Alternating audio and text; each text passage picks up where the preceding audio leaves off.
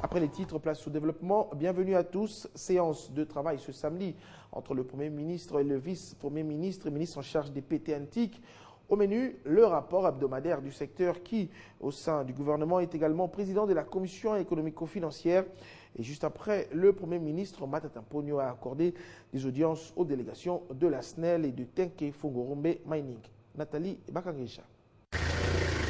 C'est une séance de travail très matinale que le Premier ministre Augustin Matata Ponyo a eue avec le vice-premier ministre en charge de PT antiques.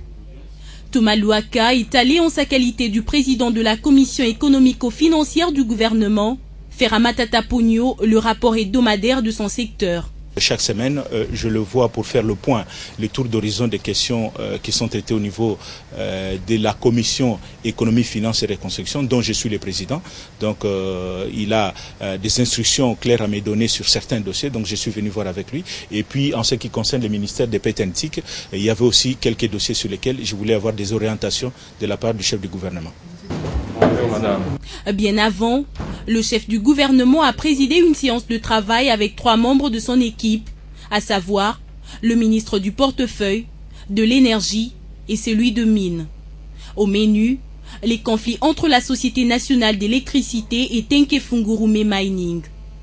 Selon le ministre de l'énergie Matadi Nenga, le Premier ministre a demandé aux 2 parties de trouver une solution consensuelle. Non, moi je pense qu'il n'y a pas un problème de renvoyer une balle dans un camp et la renvoyer dans l'autre. Et moi je crois qu'il y a un problème, mais on va le résoudre. Le même sujet a fait l'objet des échanges entre Matata Ponyo et une délégation de la SNEL et de TFM. Les 2 camps ont été à nouveau conviés à trouver un terrain d'entente, comme le précise l'administrateur délégué de la SNEL, Eric Mbala. La voie de sortie, c'est qu'on arrive à un compromis, un consensus qui puisse être bon, aussi bien pour TFM que pour la SNEL. On va parler économie avec ce plaidoyer du ministre Bahati Lukwebo qui vise à ce que la RDC soit retirée de la liste d'Hermès, la compagnie d'assurance de crédit allemand basée à Hambourg. Au nom du ministre, c'est son directeur de cabinet qui en a fait part à Charles Hubert, parlementaire allemand en séjour à RDC. Suivez. Ce tête-à-tête entre Jean-Colin Moussonda et Charles Hubert n'est qu'une suite logique du contrat établi à Berlin par le ministre Modeste Bahati Lukwebo au cours d'une audience qui lui avait été accordée par le secrétaire d'État allemand à l'industrie et l'économie en marge du Forum économique sur la République démocratique du Congo organisé en Allemagne.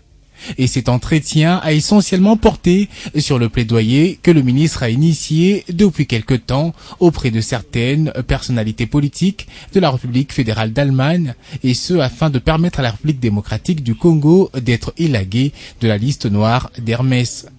On a déterminé plusieurs secteurs qui sont très intéressants pour tous les 2 côtés, pour la République du Congo, en plus aussi pour la République fédérale de l'Allemagne, aussi avec son secteur de l'industrie et pareillement aussi dans le secteur de petites et moyennes entreprises. En sa qualité de ministre de l'économie nationale, à travers ce plaidoyer, il vise à permettre au pays de Joseph Kabila de bénéficier des investissements allemands orientés vers l'Afrique. À en croire le professeur Modeste Bahati, dont les préoccupations ont été transmises fidèlement au député allemand Charles Hubert par le truchement de son directeur de cabinet, laisser figurer la République démocratique du Congo sur cette liste, c'est lui priver de beaucoup d'opportunités financières susceptibles de contribuer à sa croissance économique qui affiche de plus en plus de signes positifs. Ces plaidoyers qui espèrent trouver un écho au Parlement allemand à travers le député Charles Hubert tombent à point nommé car cet élu allemand va bientôt animer un séminaire sur le thème « Un seul monde sans fin ». Je l'ai annoncé en titre, la Cour constitutionnelle a déclaré valide et invalide les mandats des députés provinciaux de la province du Congo central. La Cour a décidé ce samedi 21 novembre de maintenir seulement les mandats des députés provinciaux élus en 2011 et ceux élus en 2006 ne sont pas rétablis. Leurs suppléants gardent leur poste. Il s'agit des députés qui avaient été nommés au gouvernement. Il s'agit de l'arrêt Aircon 126. Ainsi, le droit a été dit, la Cour constitutionnelle vient de faire son travail, Les acteurs concernés sont tous favorables. Très heureux parce que je viens de suivre l'arrêt de la Cour constitutionnelle, RCONS, je crois 126, qui vient d'être élu par son président. Et je voudrais simplement dire qu'un homme politique, un homme d'État, puisque j'ai géré responsable, on ne commente pas une décision de justice. Et je ne peux qu'ici rendre hommage à la Cour constitutionnelle, qui n'a fait que dire le droit, et ce qui est une très très bonne chose. Vive la province du Bas-Congo. Le droit a été dit. Je crois que pour le reste, je pense que toutes les inquiétudes soulevées par la population de la province du Congo central ont trouvé leur solution. En gros, la Cour a décidé de maintenir seulement les mandats des députés provinciaux élus en 2011 et ceux élus en 2006, période de la première législature, ne sont pas rétablis. En gros, la Cour a décidé de maintenir seulement les mandats des députés provinciaux élus en 2011 et ceux élus en 2006, période de la première législature, ne sont pas rétablis. Et leurs suppléants restent-ils à leur poste?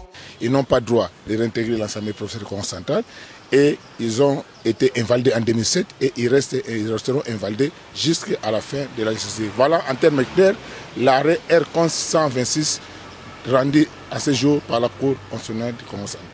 L'arrêt est rendu, c'est le rôle de la justice. Ce qui reste à faire, c'est de s'unir pour l'intérêt du Congo central. Vous savez, il y a eu des tendances qui se sont développées par rapport à ça. Les uns soutenaient leur intégration, les autres ne soutenaient pas. Nous restons unis pour développer notre province du Congo central. À noter que c'est depuis près de 3 ans que l'affaire oppose les acteurs politiques de cette province. Dialogue politique en RDC au regard de l'accord cadre d'Addis Abeba, c'est le thème de la conférence animée par le coordonnateur du mécanisme national de suivi. La rencontre a été organisée au siège de la communauté islamique du Congo par le corps des jeunes volontaires en RDC à l'occasion de la semaine de la solidarité internationale. Nous sommes au siège de la communauté islamique du Congo.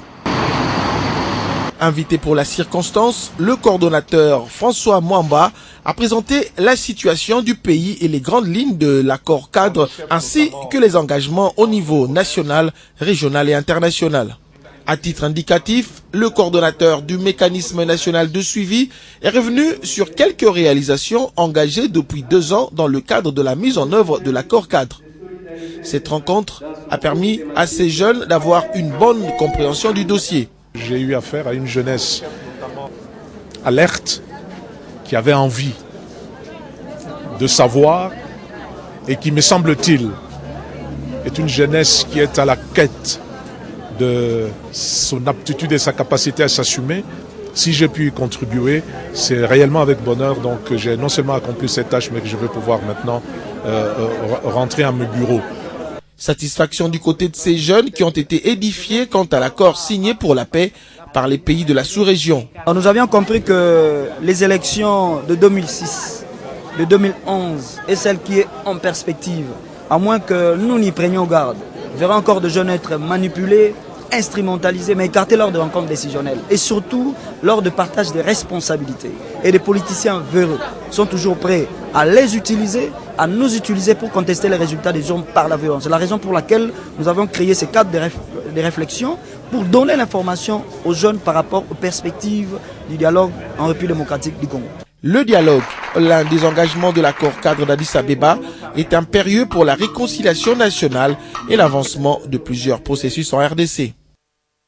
En rapport avec la journée de la télévision, sachez qu'à Kinshasa, une conférence a été organisée à l'Institut facultaire des sciences de l'information et de la communication. La conférence a porté sur l'initiative de la coordination des étudiants. Parmi les orateurs figurait le tout premier recteur de cet établissement, le professeur Malembe, et le président provincial de l'UNPC Kinshasa et directeur général de l'espace 50, Jean-Marie Kassamba, qui a édifié également les étudiants sur le rôle de la télévision dans la promotion des valeurs morales. Miramboma, Alain Mamba. Mais l'essentiel, c'est l'image. Mais quelle image? Les traitements de l'information au travers de l'image. Jean-Lucien Kitima, recteur de l'IFASIC, donne ici le go de cette conférence initiée par la coordination des étudiants de son institution à l'occasion de la Journée mondiale de la télévision. Une célébration passée sous le signe du renforcement des connaissances pour ces étudiants. Nous nous sommes appropriés cette journée pour rappeler aux étudiants le devoir qu'ils ont d'informer, de former et même divertir, tels que les différents orateurs qui sont intervenus l'ont souligné.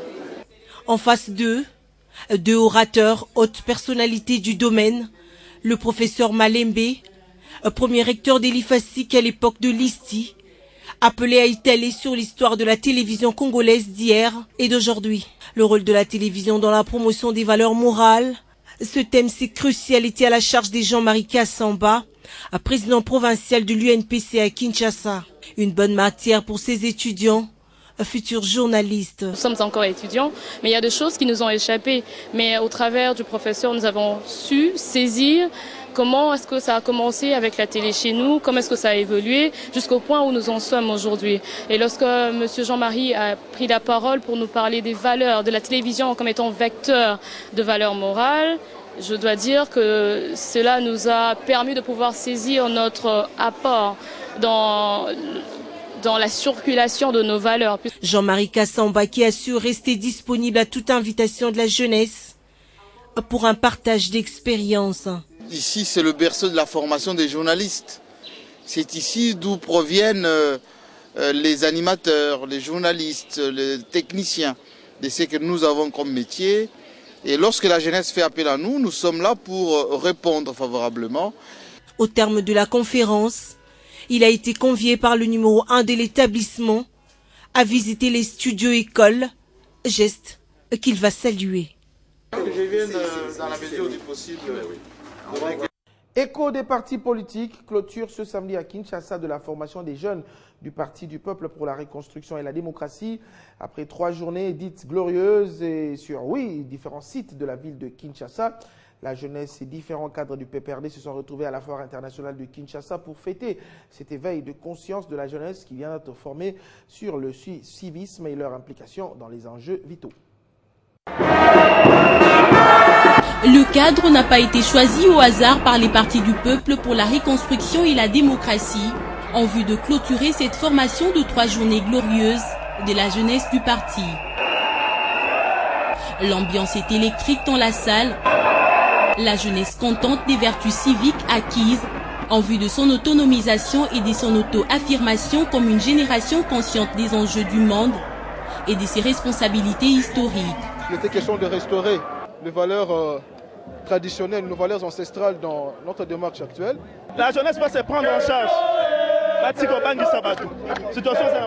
Que si ce peuple se réveille, si nous réalisons l'éveil du peuple congolais, nous serons à mesure de contrôler notre or, notre diamant, notre cuivre, notre cobalt. Nous serons à mesure de transformer nos ressources ici sur place. Frappés par leur abnégation, détermination et motivation pendant la formation, visant également à étendre l'idéologie du parti, le secrétaire général du PPRD, Henri Mouvasakani, remercie ces jeunes et promet l'installation de la Ligue de jeunes au sein du parti.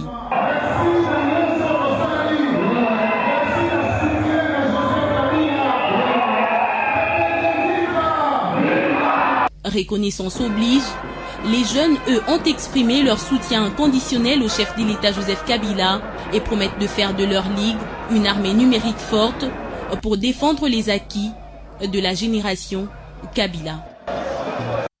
Politique toujours, la nouvelle classe politique, j'allais dire, et sociale qui se veut membre de l'opposition nationaliste s'est réunie ce samedi en son siège de Kinshasa. Il était question de faire le point sur les consultations entreprises entre les présidents des associations et de cette structure politique et d'autres forces de l'opposition en vue de créer un cadre de concertation pour soutenir et préparer le dialogue politique convoqué par le chef de l'État. Le compte rendu de cette rencontre a été lu par son porte-parole Steve Mbikaï. Un seul point était inscrit à l'ordre du jour.